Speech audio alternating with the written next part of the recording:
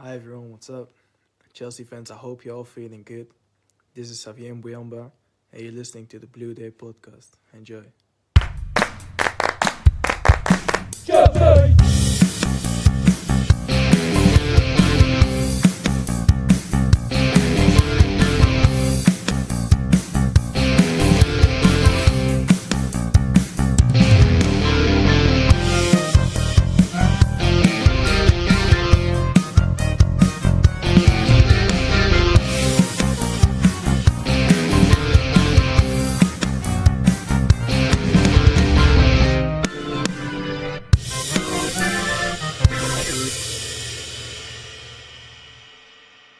Welcome back, my friends, to the podcast will never end. Yes, this is the Blue Day podcast, and for Chelsea fans everywhere, every day is a blue day. I am your host, the creator, the man with a face for podcasting, Keith Lawrence, and here again this week is former Chelsea defender Steve Wicks. Steve, how are we this fine Sunday afternoon? Yeah, absolutely fine, Keith. It's got a bit colder, but dealing with that. No, but very pleased about the Chelsea result yesterday. I thought they were outstanding. And to beat Leicester 3-0 and have 4 goals disallowed, I think is incredible. Incredible. Well, as you mentioned it, the weather's getting cold. The weather's getting cold, but I do know that things are heating up in the Premier League. You look at, there was a lot of weird scorelines yesterday, a lot of free threes. And, we're going to touch on Chelsea's performance momentarily, but as we are recording, Solskjaer has been sacked. I was hoping that he would stay for another week at least, but that's not the case. But this season, I'm just glad that we're not one of them clubs. If you look at how bad Tottenham were a few weeks ago, and thousands of fans were leaving that stadium even before the final whistle. If you look at the way Arsenal have been performing this season, hot and cold. We're going to touch on Liverpool and Man City as our nearest rivals for the league title. We're going to touch on them in a minute. And then you look at the state of Manchester United. Chelsea, you look at them at this moment in time. My God, what a machine that Tuchel has created. And you look at a game against Leicester City away.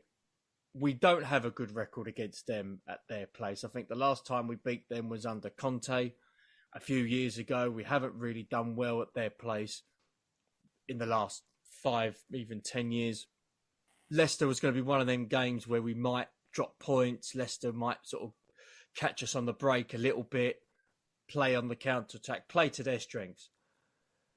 Within 10 to 15 minutes, completely changed that. We were absolutely outstanding. I had a few friends that went to the game yesterday, and some of them contacted me sort of once they were travelling back from Leicester, and they said that was arguably the best away performance they've seen all season. And we've had some great results away from home, but they said performance-wise, everything was just perfect. You look from defensively, how mature Chalobah looks in the back three with Rudiger and Thiago Silva, how much of the midfield work their socks off with James and Chilwell bombing from fullbacks, and up front, and the fact that we are missing Lukaku, we are missing Timo Werner. These are the guys that are meant to get us the goals.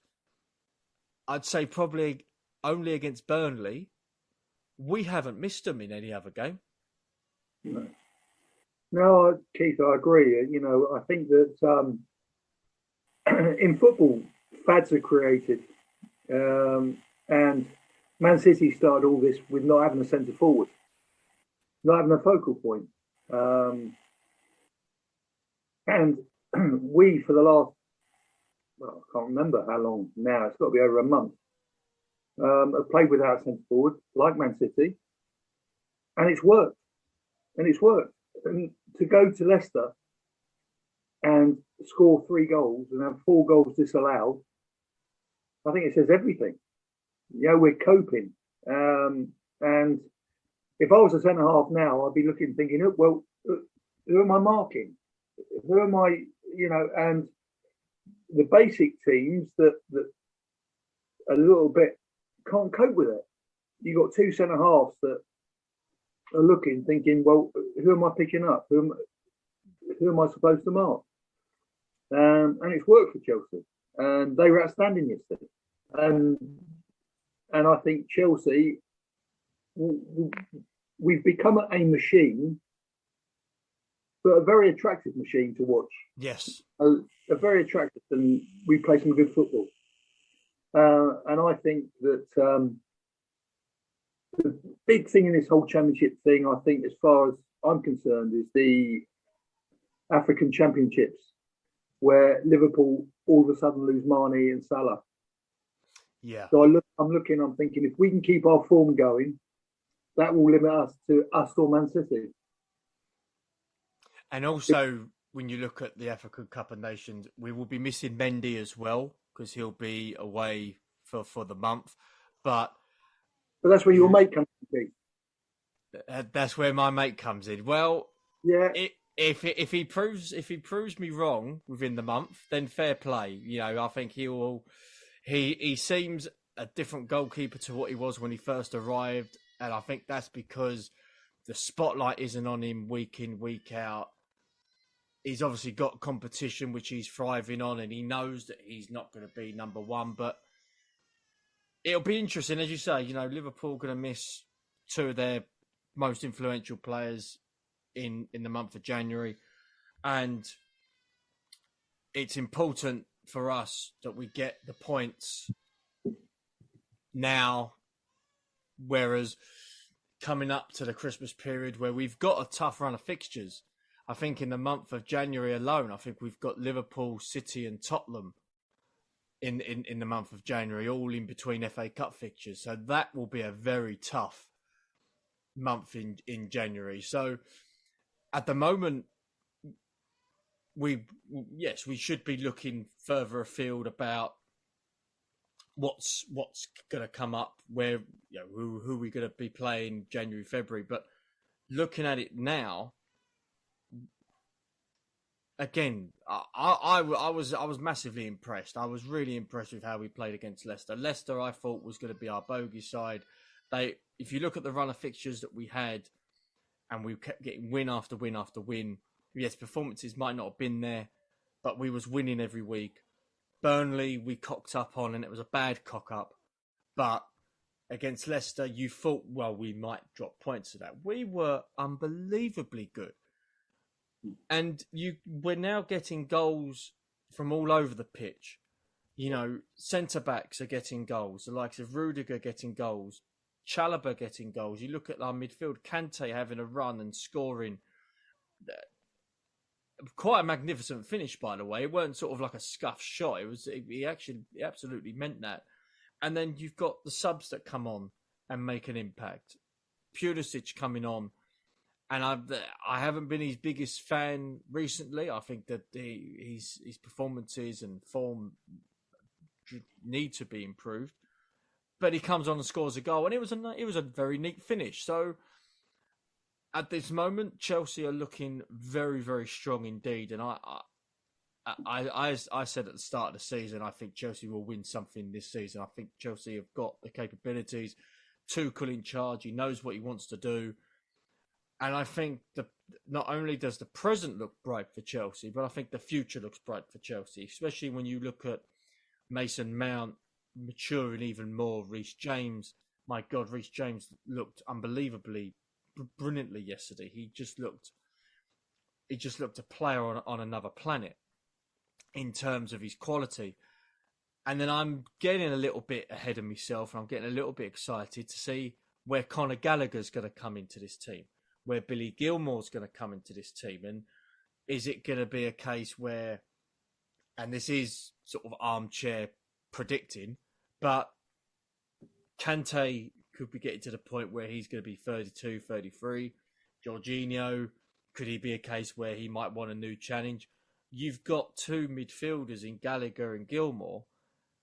I would say they can easily slot into that Chelsea midfield. I know it's sort of going too far forward, but you look at Chelsea now. Normally, when Chelsea are looking quite good, you think, there's always going to be a downturn. There's always going to be a bit where Chelsea are going to cock up and there's going to be issues with players.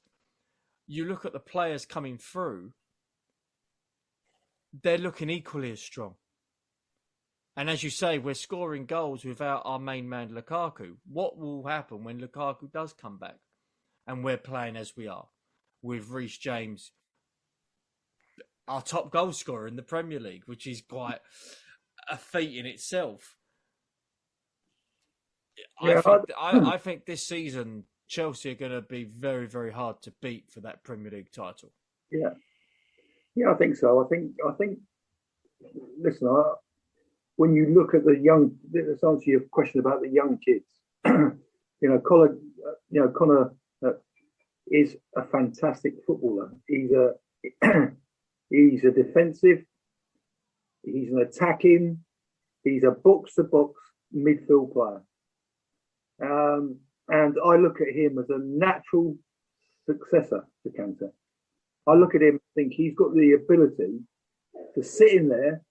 And I know it sounds strange, but he could offer even more because he gets forward and he gets back. And this is what I've been saying about, Mason Mount he's more than a 10. He could be a number 8. And he could start things off, and you can trust him. He'll get back behind the ball, he'll defend, and I think there's so much potential to the squad. Chalobah, if I look at him at the moment and look at all his attributes, and I look at Harry Maguire at the moment, who's effectively probably first or second pick on the England team, and I look what Chalobah has to offer, I think it's unbelievable. I really do. And, and I do say about Chelsea in England over and over again, but no, it's great for England that Chelsea are bringing these people through that I think will eventually play for their country. And I think, we're doing England a fantastic service. But being totally selfish, our squad now is getting stronger and stronger and stronger because of the young talent that have been nurtured properly by the club. Their whole philosophy with regard to the young players, get them out on loan, let them learn their trade the hard way. Billy Gilmore hasn't played for the last, I don't know how many games, and he played yesterday and he was absolutely outstanding. Yeah. Conor Gallagher has been probably Crystal Palace's best player this season. Yeah. But they're learning their trade. They aren't getting lost in the under-23 games or under-21 games, whatever they play. They are learning their trade the hard way. And that's good for Chelsea because they are quality players, these kids. And the academy at Chelsea is, I think, the most successful academy in the whole Premier League by a light year. Well, I'm glad you said that because I didn't see the Liverpool Arsenal game yesterday. I was sorting some other bits out, but I saw the aftermath of it, and I was hearing Jamie Carragher, who I didn't like as a player. Decent defender, but I didn't like him as a player, and I certainly don't like him as a pundit. He turned around and made a comment, and I won't quote it because I can't remember word for word what he said, but he turned around and said that Liverpool have a great history of producing good young players, unlike Chelsea and Man City. And I looked at that and I thought, okay, he's very biased towards Liverpool, which is fair enough, and that's what Sky wants to have on their channels. That's fine. Has he not seen Reece James recently? Has he not seen Andreas Christensen recently? Has he not seen people like Hudson-Odoi who looks more sort of, he's got a point to prove. Yes, there's games he's disappeared from, but he's still one of Tuchel's players that he wants to rely on. He started yesterday and he did do all right, Callum, I thought yesterday. But you've got players like Gilmore, you've got players like Gallagher, as you said, and I just read and listen to Carragher's comments, and he's not the only one. There's other people that have made asinine comments about Chelsea this season. And I just think, really, you say you have a clue, you think you have a clue, but in reality, you haven't. You know, Paul Scholes made a comment, and I know probably there's nobody listening to this podcast that is a Paul Scholes fan, but he turned around and said that Man United have got a better defence than Chelsea. I bet he wouldn't say that now. Well, he'll probably turn around and say that he'll probably come up with an excuse, because they all do up there. They always come up with excuse. They don't put any blame to anybody apart from their owners. But I just look at people that make certain comments about Chelsea, not just Chelsea. I'm talking about in general. We're top of the league. We've come up against some tough teams away from home, and we've outplayed them for most of the game in them games. We've only lost to Man City at home. We dropped points against Burnley, which was a bit of a cock-up. But other than that, we've been very good results-wise. We've got a huge game against Juventus coming up on Tuesday, which I'll be going to. Massive game in the Champions League. And it's just people I don't believe, and Jose said it a few years ago, and he was looking back now, he was obviously right. Chelsea do not get enough respect from general people, from the media, from outsiders, and that's fine. You know, Chelsea fans, they know, they get it. They see Chelsea week in, week out. We don't need people's approval. We don't need people's admiration. We'll just go out on the pitch and win every week. But it just makes me laugh when Chelsea are doing so well. We beat Leicester 3-0, bearing in mind Leicester beat us in the FA Cup final last season, and it weren't so long ago that Leicester won the Premier League. That doesn't get mentioned. We beat them 3-0, and it's like, oh, okay. No, but Keith, when you become champions of Europe, and we are champions of Europe, people look at us in a different way.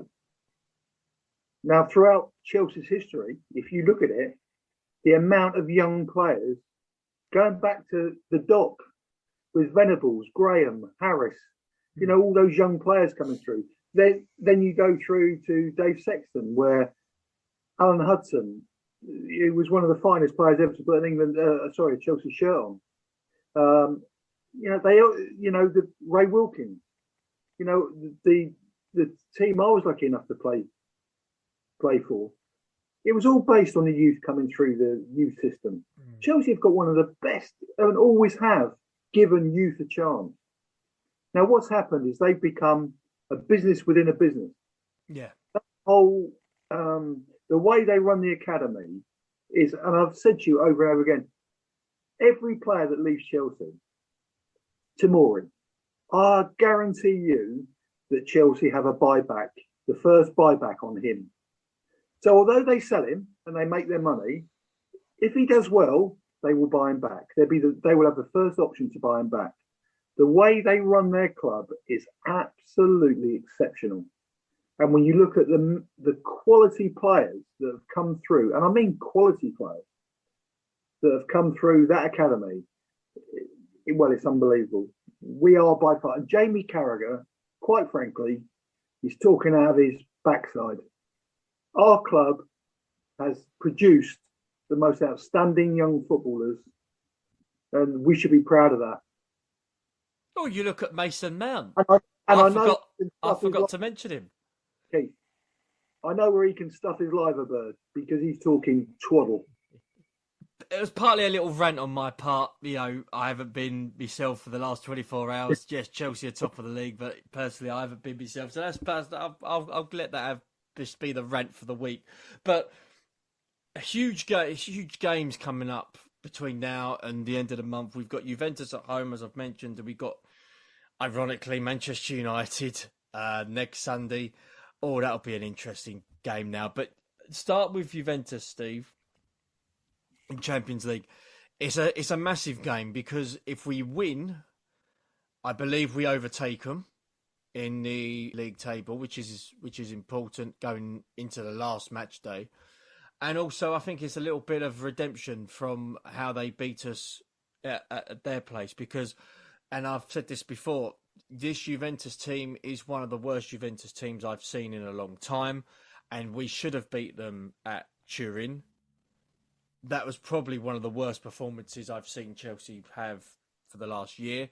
And I'm expecting a very tough game on Tuesday. But again, the way we're playing, I can't see Tuchel changing too much from the team from yesterday, especially personnel.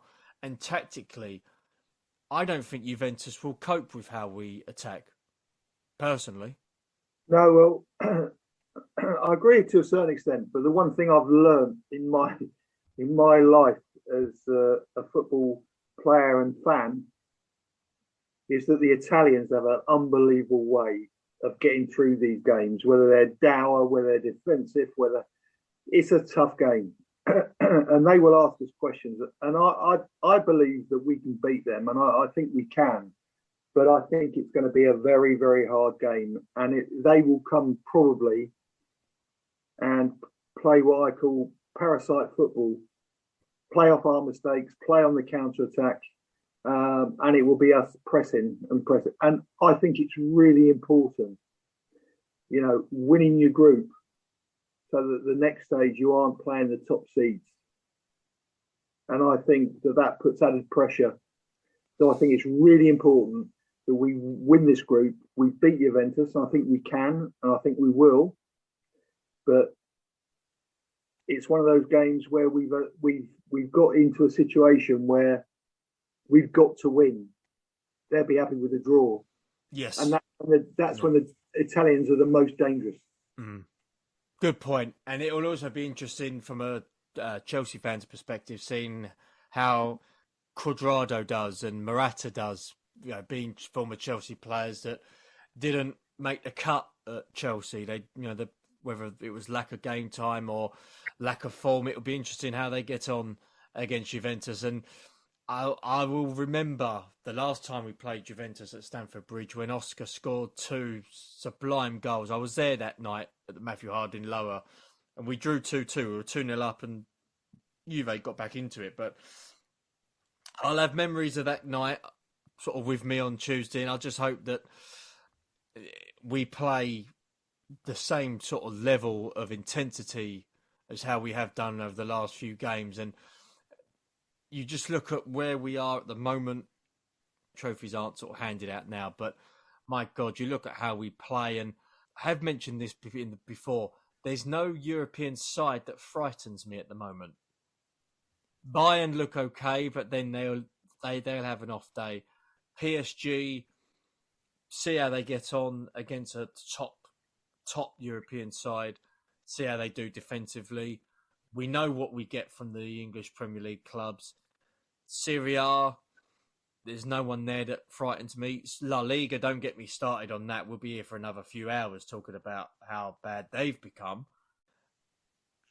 And I just feel that we've got a very good chance this year. I don't know what it is, whether it's me with the Chelsea tinted glasses on. I don't know. But Tuesday will be very interesting.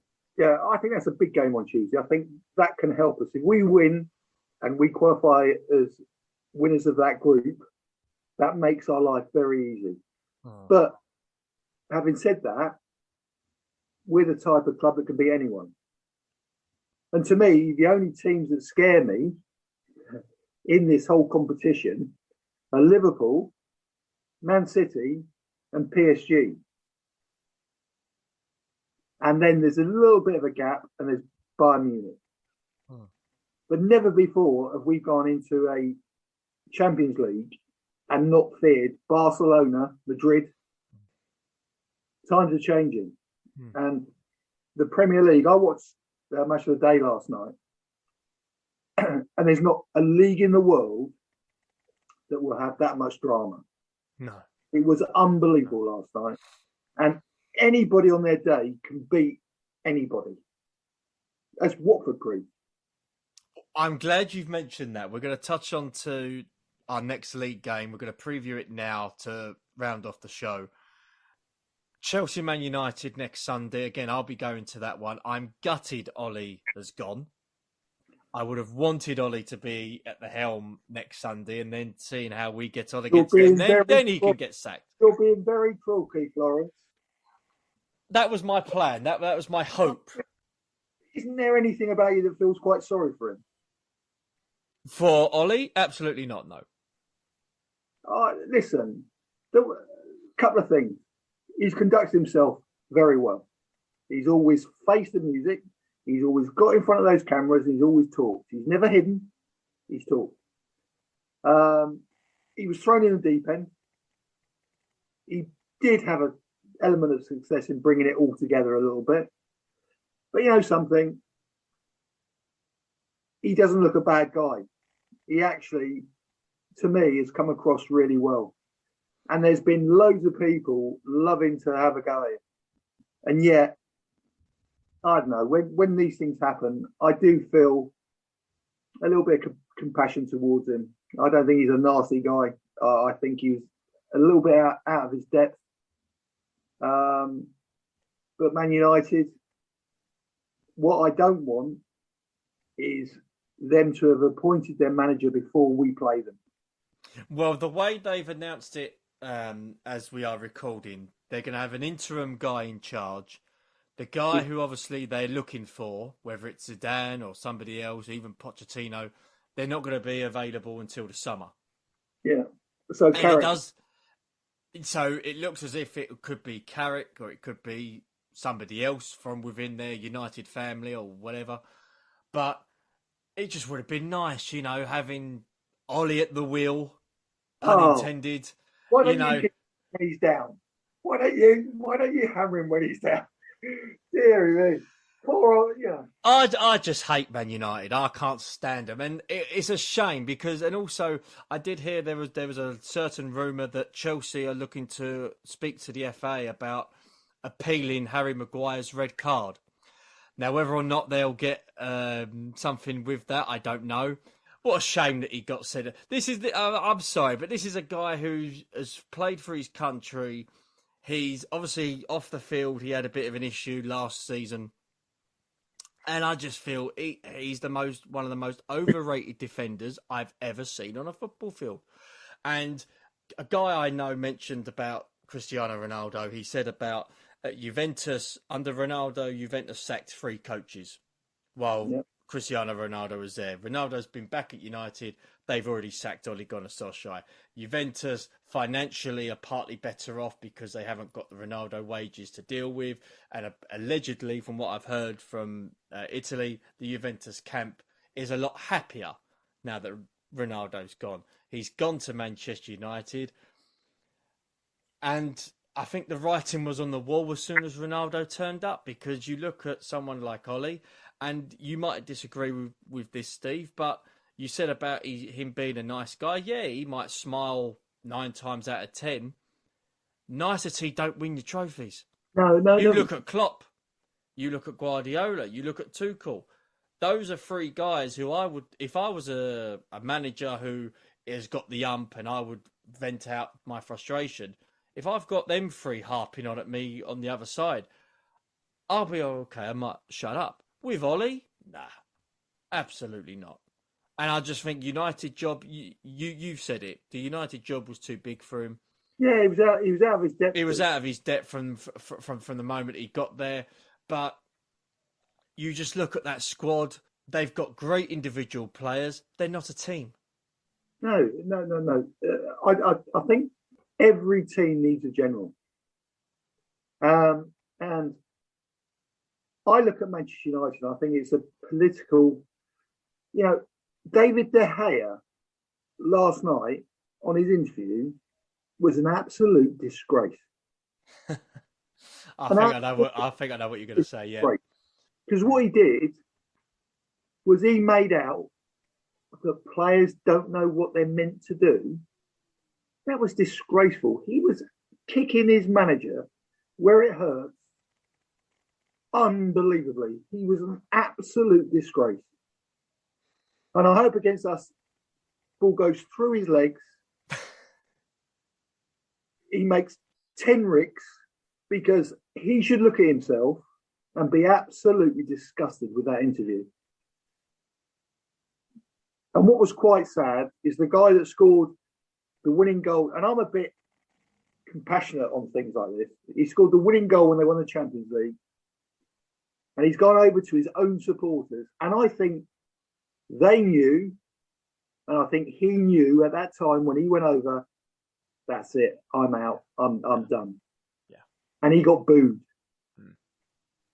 And I find that really sad. Really It's sad, but it's modern day but football. But he walked away with £7.5 million. So there is a compensation in all. Exactly. So when it comes to that, so I'm talking about the compassion side and the, because footballers, believe it or not, when you're in that situation, the finance mean nothing because he's financial secure anyway. So when he goes to that and he loves Man United and he's done what he's done with Man United and he goes over and basically says goodbye, he gets booed. I find that quite sad. But there you go. That's me. That's probably, why I don't know. I just find it a little bit sort of. He was always going to go. It was always that job was always a step too big for him. I think he was always going to go. There was going to come a point where the longer he didn't win a trophy, the worse it was going to get. Unlike Chelsea, whereby we change managers and for one reason or whatever, people will probably know this. Will probably know it, but we change managers, we win trophies. Other clubs change managers, they get worse. And it is sad to see somebody lose a job, but as you say, he's getting £7.5 million, whereas somebody has to worry about their mortgage and worry about what their family's going to eat. Yeah. It was a Frank thing, Keith, wasn't it? Hmm? It was the Manchester United equivalent to Frank, really. Yeah, if you look at it from that point, yes, it was similar to what Frank Lampard went through, being an ex-player, ex-legend, current legend of the club, and he becomes a manager, and certain players stop playing for you, and you saw that with Manchester United, but you also saw that with Chelsea, and you've seen that with Chelsea before, with managers like Mourinho, Ancelotti to an extent, certainly Scolari and AVB. And even under Conte, a little bit with certain players, and even certain players have come out over the past few years and said that they had issues with Conte. And unfortunately, it's modern day football. But but he's like the Italian Mourinho, isn't he? With all due respect, every job he has lasts for 2 years.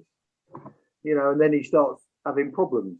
Do you remember the debacle when we played Man City? And we got tonked. We got we got our backside spanked that day, yes. We didn't play with a centre forward. We didn't play with anyone up front. We just flooded midfield and we got absolutely, to me, that was like, everyone says, and he's obviously a good manager, but his lifespan is 2 years. If you're lucky, maybe 3 years.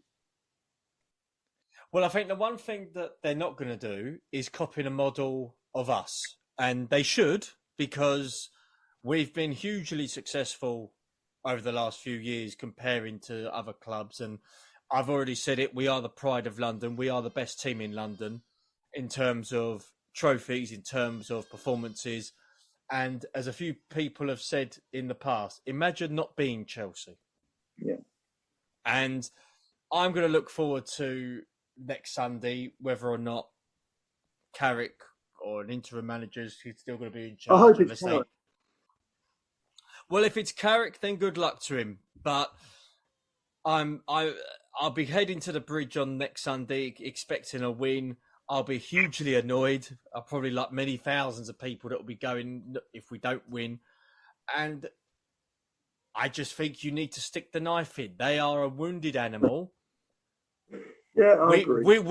Next week, we've just got to put them down. Put them to sleep permanently. Yeah. That's what I think. Listen, I totally agree. And I for what it's worth, it's Carrick's in charge because I've seen Ollie and I've seen that bench and I've looked at that bench on the TV and I'm looking where the inspiration's coming from when they just sit there and they, with all due respect, there's not a lot going on. So I hope Carrick is in charge. I do. And I hope that, and I think we win. I don't think there's any doubt we will not win. Well, I was just going to say, Tuchel has been our inspiration since he's come in. He has won me over as a Chelsea fan. He's won many fans over with the style of football he's implemented with Chelsea and the fact that he did win us the Champions League for the second time. So at the moment, things are all rosy. I'm hoping nothing will cock up anytime soon, especially not this season. This is a great chance for us to win the league this season. And games against Juve and Manchester United, bearing in mind where Chelsea came from many years ago, and you're in the situation now where you're in a European Cup tie against Juventus, and you've in a game against Manchester United where you're expecting to win. There's not many seasons for Chelsea that has actually happened, No. especially before Roman. So we should enjoy this. I'm going to enjoy it being there on Tuesday and Sunday. And I think, as you say, the club have got a plan on where to go forward. We've spoken about players out on loan like Gallagher and Gilmour, who I think, unlike Tomori, I still think that was a bad decision. I think these two players in particular do have futures at the club. Everything's right with Chelsea, and me being the horrible cynic that I am just laughing at our rivals. Do you know what I like? I don't think there's anything better than walking down the Fulham Road on a Champions League night. Oh, I think it's the most incredible atmosphere. It's 3 decibels up from a normal league game. The expectation is absolutely, you've got a night game, floodlights, and you're playing Juventus. And it's about us as a club on the terracing, in the stands, getting together and intimidating them on and off the field. And I think we'd do that. I think if we win, don't go to an Italian restaurant for the next week. But there's some nice Italian restaurants near Chelsea's ground. Let me tell you, there's some lovely ones. Yes, there are. But what I'm saying is, we've got to create something on and off the park that makes it unbelievably special. And if we win, then who's to say? I think we would become the first team ever to retain the European Cup. I don't think an English club has retained the European Cup, has it? Not the current format, no. It was Liverpool, was it? I think it was Liverpool might have done it in the 70s. I know Nottingham Forest did it, but in the current format of the UEFA Champions League... But no one's done it in the Champions League, have they? Yeah, no one has done it. And as you say, you never know. But so, Steve, one thing I did want to talk about on this show, and it's something that is a bit of a hot topic to some, was ticket prices. And the news broke out last week, and the fallout has continued on, is the season ticket price hike for the Westview Stand, as people call it. It's the actual West Stand upper to those that go every week. What it is, Steve, I did want to get your thoughts on it, being a Chelsea fan as well as an ex-Chelsea player. For those that know their history, West Stand upper was quite notorious for being the most expensive ticket because it had padded seats. And I remember when I went, it used to have the heaters at the top. So when it was like a December game, whatever time it was, you still had sort of the extra warmth coming up. But they've changed all of it. They sort of remodeled it, changed it a little bit in sort of on the concourse, and they've changed the seating. I got a message from Chris Mears, who you know as with the family as well. He sent me an email that he received from Chelsea, and I'll sort of do it in quotes because I've got the email here, and it's talking about the changes to the Westview season ticket prices, not the match day as sorts, but that's sort of changed as well. And it's got here, and I quote, "When the changes were communicated before the start of this current season, we explained that a new pricing model for Westview would be implemented for the 2022-2023 season. To give you plenty of time to review your options, we are now writing to let you know that this pricing model, will be structured. From the 2022-2023 season, Westview will be divided into 4 areas, with Tier 1, which is the halfway line, Tier 2, the 18-yard line. Tier 3, the goal line. And match-by-match seating, which is what I mentioned earlier. Your current season ticket will fall into the Tier 1 category, and therefore your price will be £3,900 per seat from next season. Tier 1 season tickets will now include all 19 home Premier League matches, all home domestic cup matches, and European group stage home matches, with the option to purchase European knockout stages on a match-by-match basis. When the changes come into effect, you will have the following options available to you. Remain in your current seat paying a new price, move to an alternative seating area in the Westview, which you will have priority on, or move your seats to an alternative stand. End quote. With all that information I've just given, Steve, what's your initial thoughts on it? And I'll give you mine. How much has it gone up by, Keith? So what was Chris in now, and what obviously he's got to pay £3,000? Well, the West Stand Upper was always the most expensive season ticket, so it was around about £1,200. It was around about £1,200 to £1,300.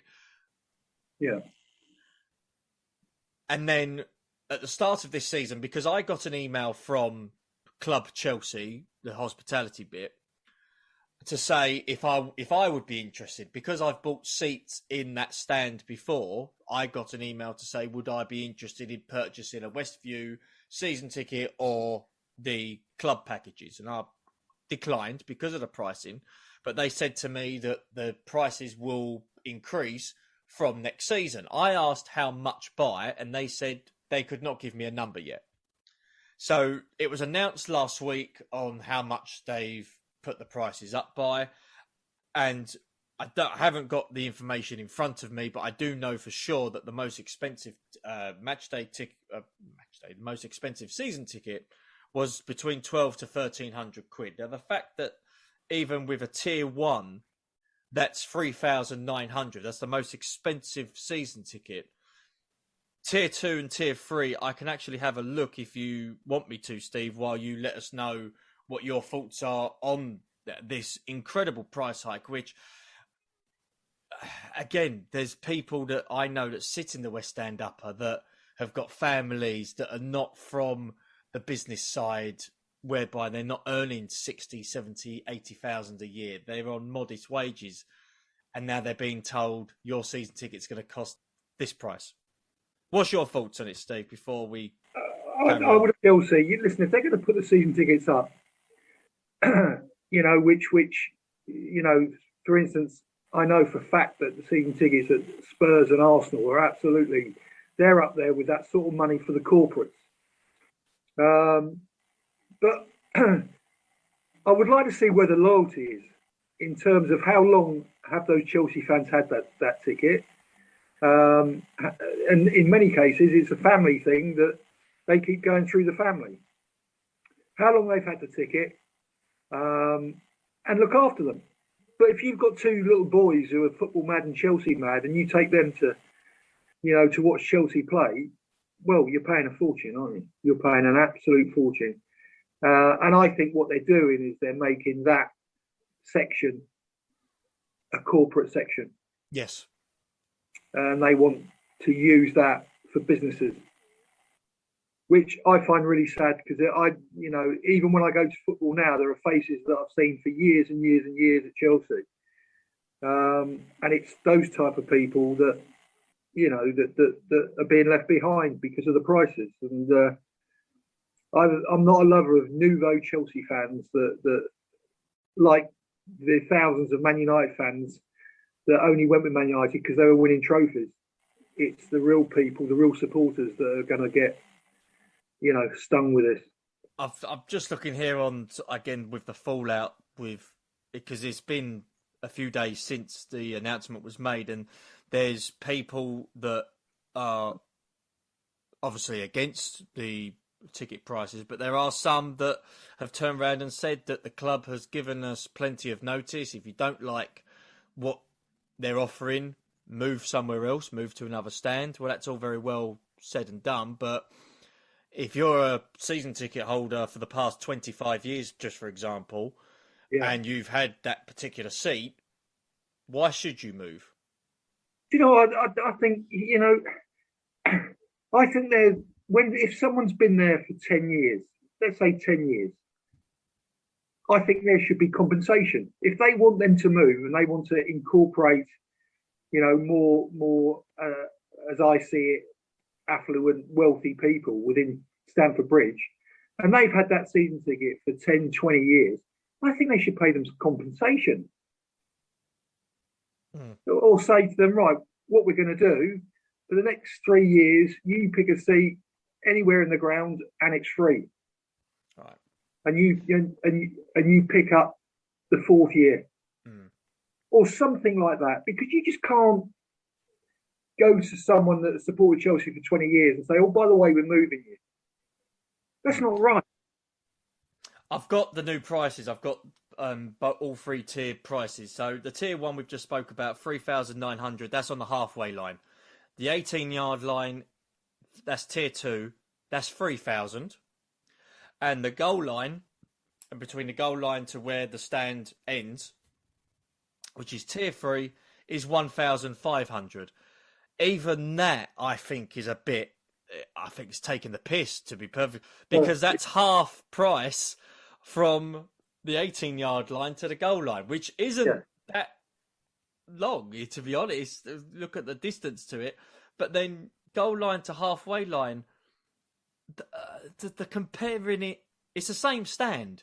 It's the same stand, but it's different price in tickets. I just find it staggering that the club, bearing in mind what they've gone trying to appease the fans with what happened with the Super League fiasco and trying to appease the fans, the issue that happened with the Crystal Palace first home game, and there was certain sections of the Matthew Harding and in both in the lower sections where they couldn't get their tickets. It's just a cock-up after cock-up after cock-up with the Chelsea supporters when it comes to Chelsea. And people will say, well, again, if you don't like the new prices, sit somewhere else. But that's not the point. No, and I just feel that this Westview, and I haven't been in it yet. I've been offered a ticket. I've declined because I was already sorted out for a ticket. But I know that they've changed the concourse to make it more corporate. And there was even rumours that they were even thinking of having a dress code for the Westview. So whereby you're allowed to wear a home strip or whatever, but you wouldn't be allowed to wear anything extravagant. Something that wouldn't be too blasé and too in your face Chelsea. It would be more formal, more courteous to other people sort of type of deal. And as you say, I just think that this is another way of Chelsea trying to get more corporate people, the ones that only go to football because they can get free tickets, or the fact that maybe their boss is going and if your boss wants them to go, whatever. Yeah. I just think it's a bloody shame, because I've been to the West Stand up on so many occasions. I've been to some fantastic games. The atmosphere isn't great. You don't get a lot of chanting, you don't get a lot of singing. But the view's fantastic. By all means, the view's wonderful, but not for that price. And I know the match day prices, the most expensive is around £60 to £65. The Liverpool tickets, which I know which will be on sale as we're recording, or are on sale, excuse me. The most expensive is £70, and that's in the Westview. I just find it. It's it's a real Chelsea fans that always get stung. And as you said, they're such a wealthy club. They run that club unbelievably. I honestly believe that if I've had that season ticket, say for 5 years, 10 years, there should be a compensation package if they want to move you. Even like £1,000 or 500. What is that to them? Seriously, what is that to them? Or you've got a season ticket free for 2 years because of your loyalty to the club. You've been there 10 years, 15 years, 20 years. We're going to do this for you. But there's no thought of that. And that's what upsets me. You're a real Chelsea fan. You know, the cheapest tickets, what, 70 quid? That's for Right? the West Stand upper, yeah. Yeah, so you've been taking your boys there. That's £210. That's without drinks and everything, and it's going up. Well, You know, they've changed the concourse of it, and they've improved the Wi-Fi in the stand. From what I can understand, the burger/pie stand in the concourse is a lot better than what it is in the shed upper, for example. yeah. And they're trying to justify it by saying, yeah, this is the price that you're going to have to pay to sit there. So Unfortunately, Keith, there's a very big waiting list for Chelsea season tickets. They could sell that ground 2-3 times over. oh yes, no, I am aware of that. So therefore, they're blasé about everything. And as I said, the one thing in football that really upsets me is your true fans that are getting stung and priced out of the game. Mm. That's the sad thing. Your real fans. All these corporate, as Roy Keane famously said one day, prawn sandwich people. That's what football is becoming. It's becoming the biggest sport, especially the Premier League. It's the biggest selling program on TV worldwide. And they're making, this is what upsets me, is that I don't think they've ever sold it for more than what they've done globally this year. So therefore they're getting more money. Yet it's the middle class Chelsea fans that are getting stung. And if you've got a family, you've got no choice. No, I mean, even if you've got a family of 2 kids, yeah, and you want to take them, you're not, for every game, you're looking at least 150, 200 quid, and that's without food. And also that burger bar you're talking about being upgraded, that means they're going to be more expensive. Yes. So well, it's bad. Well, it's bad enough now. Them charging £5 to £6, even £8. It was £8 one time for a burger. But yeah, Steve, there has to be a cut-off point, and I just feel that the more they twist the knife in a little bit in regards to changing the prices a little bit, making it more corporate, as we've said, you're just going to get more neutral more neutral people coming in, and far be it from me to sort of be discriminatory, but you're going to get people from overseas wanting to come over and saying, oh, this is Chelsea, this is the European champions. They're going to get more chance to go to a game than somebody who has followed Chelsea since the Dave Sexton days, since even maybe recently, even from the Glenn Hoddle days. There's going to come a point where there's going to be more neutral / corporate than. But you see, Keith, die-hard Chelsea fans go, but those foreign supporters will make a weekend of it. And where do they stay? They stay in the Chelsea hotel, so they're getting a double bubble. Yeah. And a lot of people will say, well, that's good, business. But it's more than that. It's deeper than that.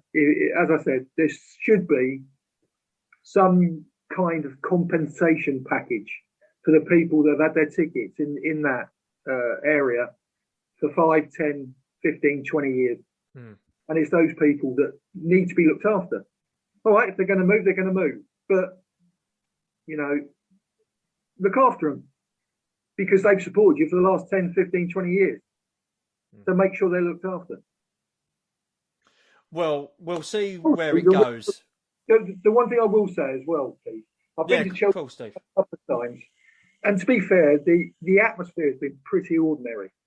And I think if you're getting corporates and people that are neutral coming into that ground in their numbers like they're doing, the passion and the atmosphere at Stamford Bridge is going to be lost. And what we've got to do, and what the team will need, is that to be a cauldron. It's got to be a scary place to come. But, to me, the difference between a Champions League night and a Premier League game is chalk and cheese. One of the best atmospheres I've heard at Chelsea for years was when we beat Barcelona. and that was a very special night when John Terry scored the winning goal. Oh, wow. 2005, yeah. It was the best atmosphere, I think, going back to when we beat Liverpool in the FA Cup. The atmosphere that day was unbelievable. But I've been to league games, and to be fair, the atmosphere is ordinary. It's ordinary. And, you know, that to me is when you get corporates in, you're a little bit shy to have a good cheer, a little bit shy to have a good sing, and you lose your passion, and but that's very sad news. That's very sad.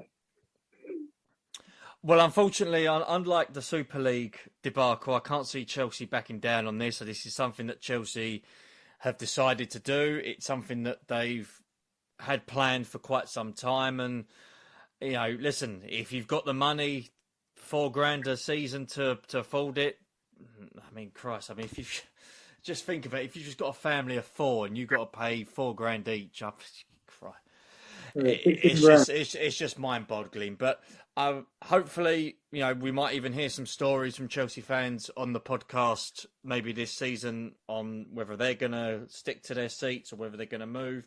But hopefully, when I'm at the ground or other people in relation to the podcast are at the ground, you know, hopefully we'll sort of hear some more stories, and hopefully maybe, as you say, there may be some compensation put out by the club. I don't think they will, but there's got to be something there for, as you say, somebody who's been there for 20 years. Oh, it's got to be. There's got to be. If they didn't do that, then I just think the whole club ethic is just, word is cold. No feeling. Cold and corporate. Yeah. I think we'll end it at that. Cold and corporate, eh, Steve? Yeah, I agree. 100%, Keith. Right, we're going to end it on that, because otherwise we'll be talking for hours about how we can have beat Manchester United and how it's a shame that Harry Maguire isn't playing, because that would give us more of a chance to win. But in regard to the Blue Day podcast, you can listen to us on YouTube. You can listen to us anywhere you find your favourite podcast. We are potentially going to have a new way of listening to us come the start of 2022. More info on that as soon as I get the green light to say it. In regards to potential interviews, we are looking at more interviews coming up between now and Christmas. There's some big names that I'm currently talking to at the moment, so we're hoping to get them on the show between now and Christmas. So that'll be good for you to listen to us during eating your mince pies and watching the crap on the telly. But also, we're going to have a few more shows with myself and Steve between now and Christmas as well. And hopefully we'll be back next week, probably after the Man United game. So we might do one potentially midweek, or we might even do it sort of afterwards, because there's a lot of games coming up as well. You've got Juventus, Man United, Watford and West Ham. They're our next 4 games. So might even do one after the West Ham game, after the London derby, Steve. What do you think? Lovely. So you can find us, like I said, anywhere you find your favourite podcast. You can find us on Instagram. We've got some great sort of images on there from yesteryears, and also with interviews as well that we've had. You can find us on Facebook, where you can find also our interviews as well. Find us on facebook.com/the Blue Day Podcast. You can find us on Twitter at Blue Day Podcast. But I have been Keith Lawrence. He has been Steve Wicks. Keep the blue flag flying high. Stay safe and carefree. Carefree!